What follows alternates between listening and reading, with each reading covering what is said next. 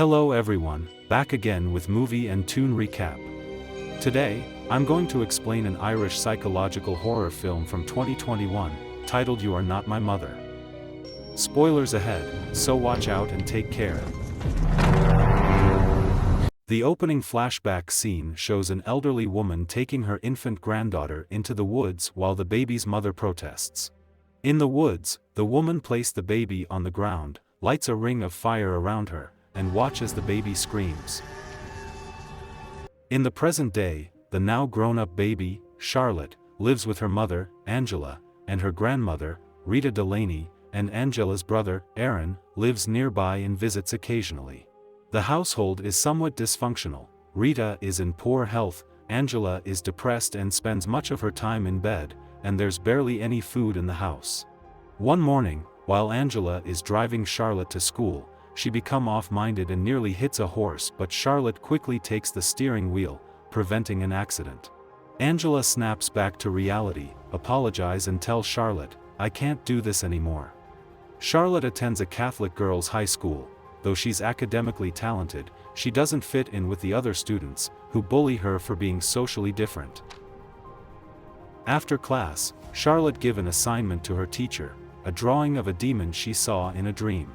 On her way home, Charlotte notices her mother's car abandoned in a field. When she checks it out, she finds the car full of groceries, but Angela is nowhere to be found.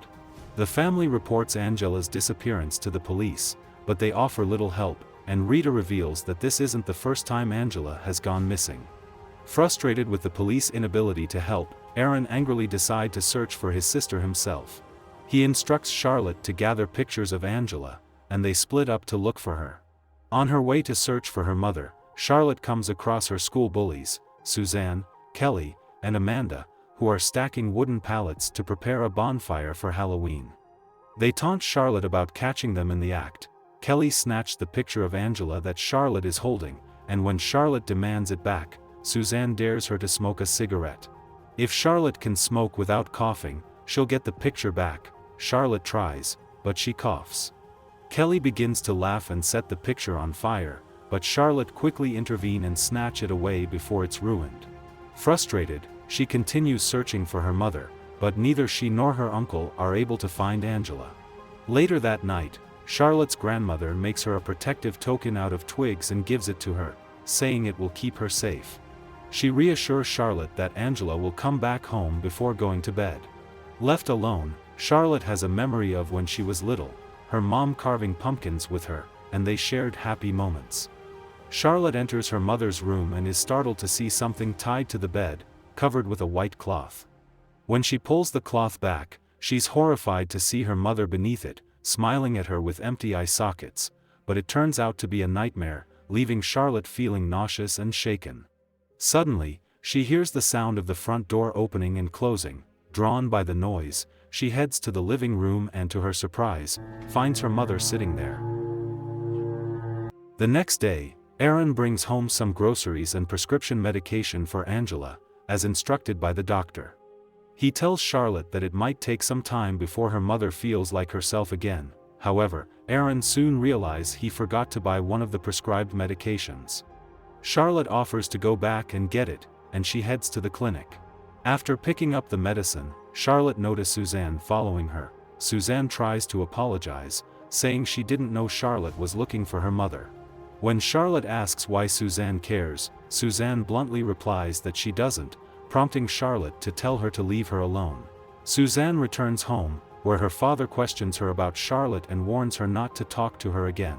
When Charlotte gets back home, she sees her grandmother preparing to go out but didn't mention where. Charlotte placed the medication in front of her mother's room before retreating to her own room. Later, she is drawn to music coming from the kitchen and is shocked to find Angela, whose depression suddenly seems to have lifted. Angela is cheerful, dressed up, and is cooking dinner for the family while dancing to the music. She encouraged Charlotte to join her in the fun.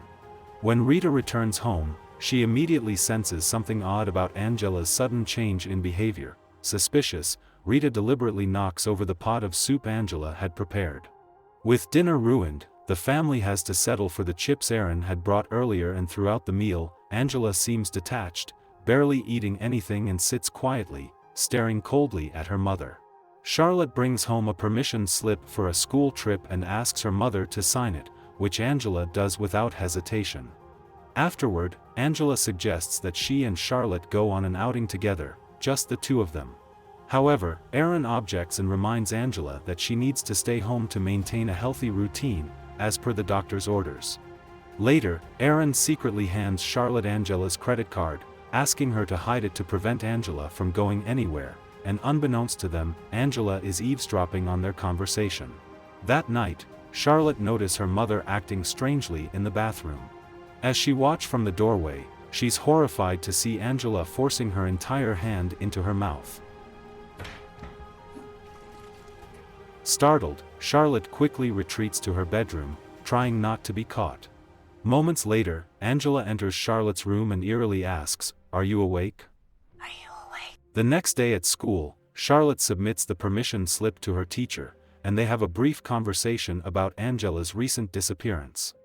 The teacher kindly tells Charlotte that her door is always open if she ever needs help. Back at home, Angela is seen crushing her prescription drugs and prepare tea for Erin, who is busy fixing the front door. As she hands him the tea, Angela mentions that she's going for a walk, and Erin, growing increasingly suspicious of Angela's behavior, hesitates to drink the tea. Meanwhile, on her way home, Charlotte runs into her bullies again, and Kelly begins taunting her about the burn mark on her face. As Kelly lights a fire, preparing to humiliate Charlotte further, Angela suddenly appears and forcefully pushes Kelly away, prompting the other bullies scatter in fear. Confused, Charlotte questions her mother about why she did that, but Angela firmly responds, "You need to learn to stand up for yourself and never let people treat you that way." When Charlotte asks her mother where she went during her disappearance, Angela cryptically replies that she can't tell her. She then takes Charlotte to a river where they used to visit when Charlotte was a baby. Without warning, Angela begins walking into the water, and Charlotte begins to call out to her, while following behind. As Angela wades deeper into the river, something suddenly drags Charlotte in. She struggles but manages to swim to safety and escape the water. As they return home, Charlotte is horrified to find Erin convulsing on the floor while Rita frantically calls the paramedics, and Angela watches the scene with a cold expression. The paramedics arrive and rush Erin to the hospital. When Charlotte nervously asks if her uncle will be okay, Angela ignores her. Instead, she puts on music and begins to dance. She urged Charlotte to join her, but when Charlotte refuses, Angela's mood shifts, and she becomes furious, dancing wildly and uncontrollably. When Charlotte tries to turn off the music, Angela pushes her away. She continues her frenzied dancing, and in the process, she breaks her ankle. However, the injury doesn't seem to faze her as she starts hitting the ground and screaming hysterically. Charlotte is terrified by this increasingly bizarre behavior, realizing that something is deeply wrong with her mother. The next day, after dressing for school, Charlotte cautiously makes sure her mother isn't lurking outside her door before hurriedly running off to school. At school, Charlotte is once again confronted by Amanda and Kelly. Kelly accused Charlotte of being responsible for what her mother did to her eye. She mocks Charlotte, bringing up strange rumors about her family, including how Charlotte was supposedly placed in a ring of fire as a baby. Before things can escalate, Suzanne steps in, forcing the bullies to back off and leave. Meanwhile, at the hospital, Rita learns that Erin had suffered a lithium overdose. A nurse questions whether Erin was taking any medications, to which Rita replies that he wasn't.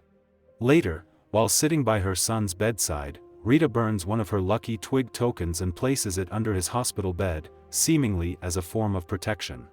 Back at school, Suzanne and Charlotte sneak out to a field where Suzanne teaches Charlotte how to smoke. Suzanne opens up about losing her mother to drowning when she was young, and in return, Charlotte confides in her about the unsettling changes in her own mother. Charlotte invites Suzanne over for dinner, and Suzanne agrees. When they arrive at Charlotte's house, Rita seems uneasy after recognizing Suzanne.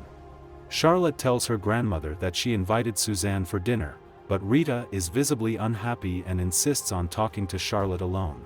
While Suzanne waits in the kitchen, she notices an old picture of Charlotte as a baby.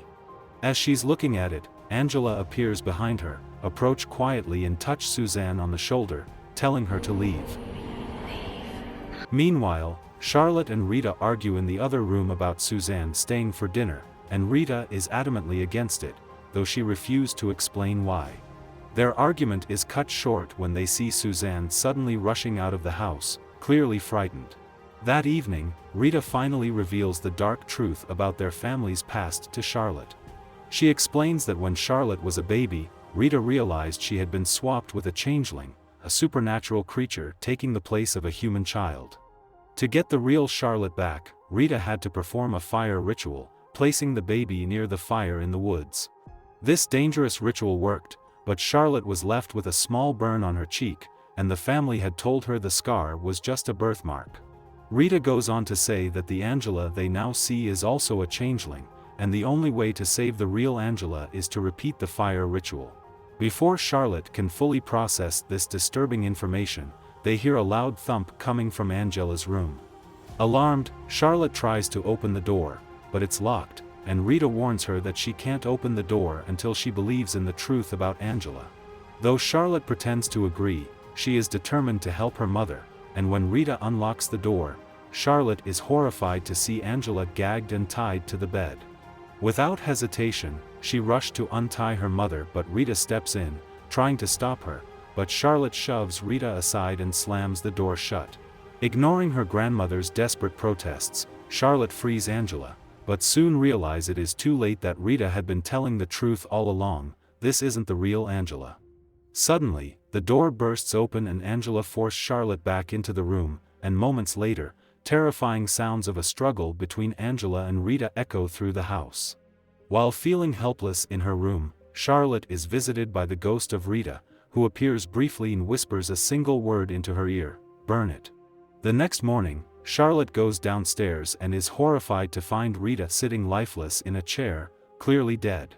Suddenly, Angela startles her from behind, acting clueless about what happened to Rita. Without showing any real emotion, Angela tells Charlotte she's going to call the paramedics. As Angela starts making the call, she suddenly begins coughing up blood, and just then, the doorbell rings. It's Suzanne, who has come to check on her. When Angela objects to Charlotte leaving the house, Charlotte makes a split-second decision and runs away from the house with Suzanne. At Suzanne's house, she warns Charlotte that returning home would be a death sentence and urges her to run away for her own safety. Conflicted, Charlotte confides in Suzanne about the strange things her grandmother had told her, including the warning about burning the changeling. Meanwhile, back at the house, Angela's condition is rapidly deteriorating. Her skin begins to rot, and her hair starts falling out in clumps, revealing the horrifying transformation beneath her human exterior. Charlotte and Suzanne come up with a plan to lure the changeling Angela to the large pile of pallets, which is set to be used for the Halloween bonfire. On Halloween night, Angela, now horribly deformed and limping with only one side of her hair remaining, searches for Charlotte in a desperate, animalistic manner. Charlotte appears behind Angela, prompting her to give chase. Leading her toward the bonfire site, Charlotte expects Suzanne to be waiting, but when she arrives, Suzanne is nowhere to be found.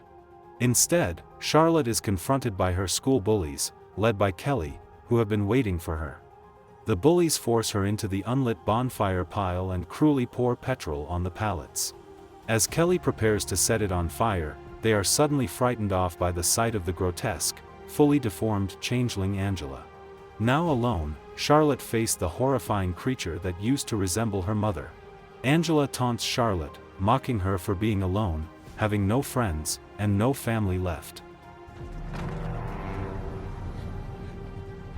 Angela makes her way into the unlit bonfire, and with no other choice, Charlotte decides to embrace the changeling, knowing that the creature is not truly her mother. Just as things seem hopeless, Suzanne appears, throwing Charlotte an aerosol can, giving her a chance to fight back. As Charlotte prepares to burn the demon, the changeling transforms into a pitiful version of her real mother, trying to trick her with a familiar face. Charlotte sees through the illusion and sets the demon on fire, watching as it writhes and screams in agony. Suzanne rushes in and helps pull Charlotte out of the bonfire pile as the fire increases, and together, they watch as the demon burns. The next day, Aaron, now fully recovered, is visited by the police. They inform him about the fire and reveal that, despite searching through the rubble, Angela's body could not be found. The police offer their continued help in the investigation, and just then, the front doorbell rings. To everyone's shock, it's Angela, restored to her true self, standing in the doorway, finally free from the changeling's curse, and overwhelmed with joy. Charlotte welcomes her mother back. Later, Charlotte makes a lucky token from twigs, similar to the one her grandmother had once made for her, and gives it to Angela for protection. As the mother and daughter embrace, they express their gratitude for being reunited and vow to move forward with their lives, and the movie concludes. Okay guys, that's all the recap about You Are Not My Mother from 2021. Thanks for watching, see you again in the next video.